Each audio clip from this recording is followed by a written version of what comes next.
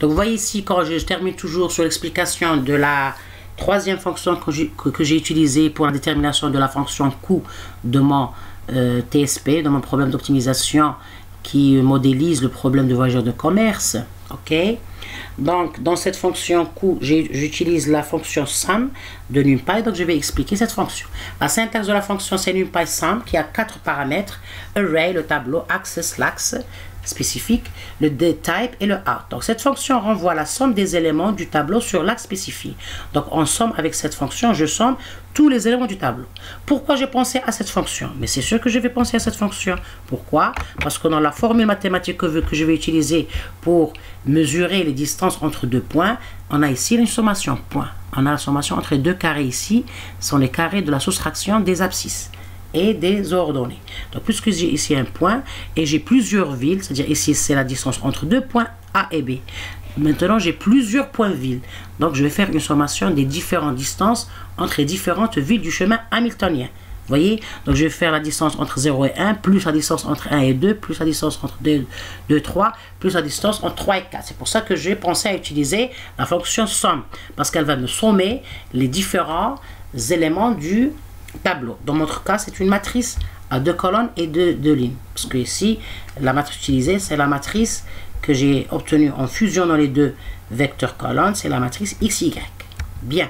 Donc, je vais expliquer les paramètres de cette fonction somme.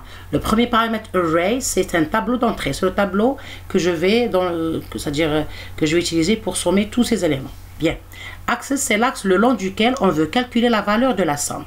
Donc, sinon, il considérera R comme aplati. Il fonctionne sur tous les axes. C'est-à-dire, si on va, donc c'est un paramètre facultatif. Si on ne va pas le considérer, c'est-à-dire, il va fusionner, c'est-à-dire, il va faire la spécification. Donc, axe égal à 0 signifie le long de la colonne. Et axe égal à 1 signifie travailler le long de la ligne. Donc, ici, si on a, c'est-à-dire un tableau à plusieurs dimensions, si axe égal à 0, donc la sommation va être colonne par colonne. Si c'est-à-dire il va considérer les colonnes. Si axe égal à 1 signifie travailler le long de la ligne. Il y a le quatrième paramètre, le out. Le out, c'est un tableau différent dans lequel nous voulons placer le résultat. Le tableau doit avoir les mêmes dimensions que la sortie attendue. La valeur par défaut est non, c'est-à-dire dans le cas où on va affecter cette fonction à un nom de tableau, donc on peut ignorer ce quatrième paramètre. Sinon, on peut le spécifier pour que notre résultat soit stocké dans ce tableau qui a la même structure que le tableau d'entrée. Donc, comme retour à cette fonction, elle va nous donner une somme des éléments du tableau.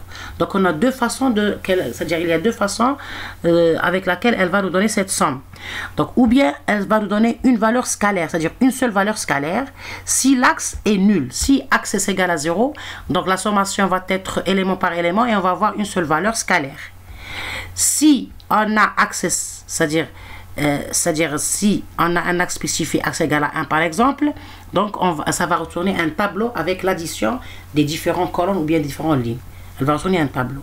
Donc le retour de la somme, on a deux structures, ou bien une valeur scalaire, ou bien un tableau selon la valeur de access. Donc on va essayer de voir ça dans notre exécution. D'accord? Donc, exécution Python, notre programme. Donc ici, on a premièrement, vous voyez que j'ai utilisé deux fois somme. Il y a ici la première somme et la deuxième somme. Donc la première somme, c'est quoi?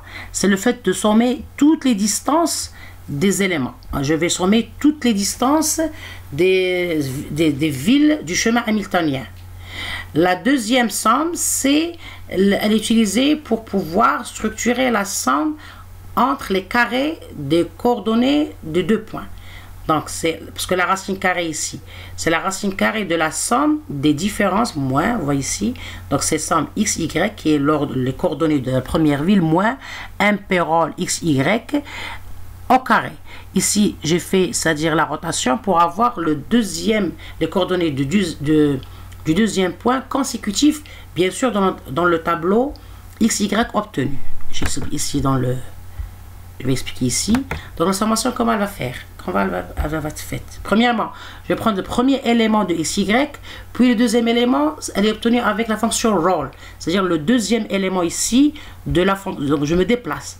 Donc, je vais prendre le premier élément qui contient le x de la première ville, y de la première ville, et puis je vais faire un moins np roll de xy pour atteindre le deuxième point.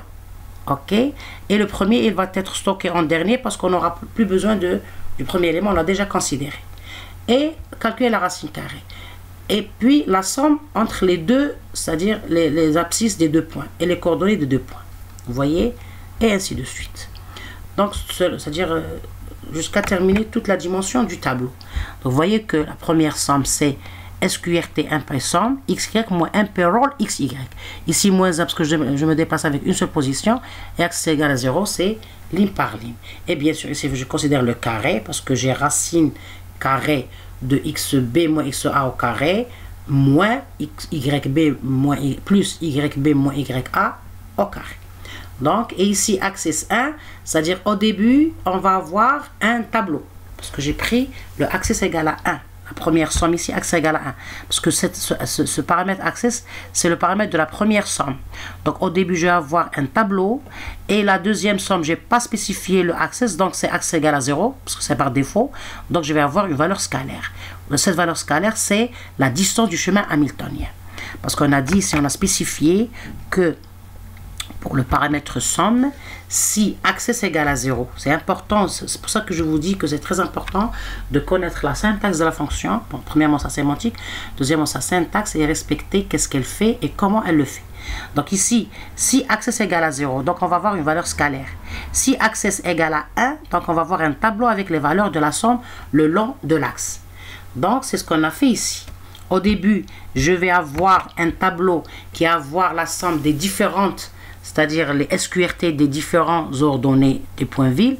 Et la deuxième somme, et la première somme, c'est la somme des distances des différents points du chemin hamiltonien. Donc, je vais ici, pour mieux comprendre, on va faire un print de la première somme. Pour voir que la première somme va nous donner un, c'est-à-dire va nous donner un tableau. La deuxième somme, CTRL-C, la deuxième...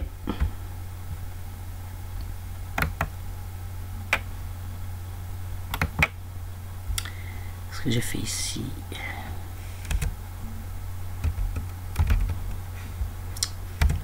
Bon.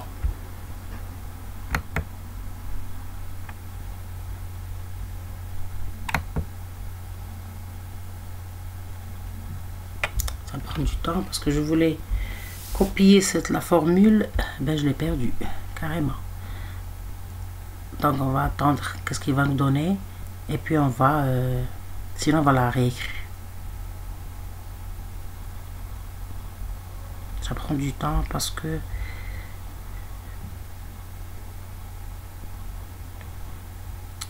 j'ai plusieurs applications qui sont en exécution. Donc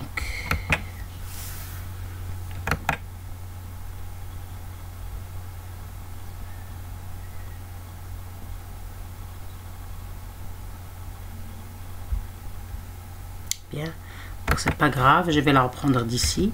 OK, je vais prendre la formule ici.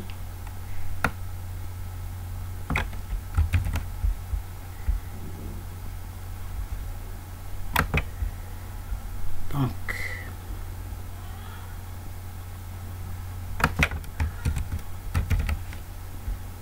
bien, donc je vais prendre la première, je vais premièrement afficher la première somme, SQRT NumPy, ici NumPy c'est MP, parce que dans l'exposé je voulais montrer, donc je vais utiliser le raccourci que j'ai nommé dans l'importation. OK, donc je vais ici afficher la première somme pour voir que la première somme va me donner, c'est-à-dire les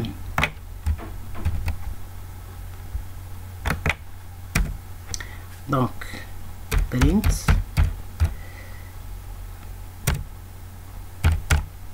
somme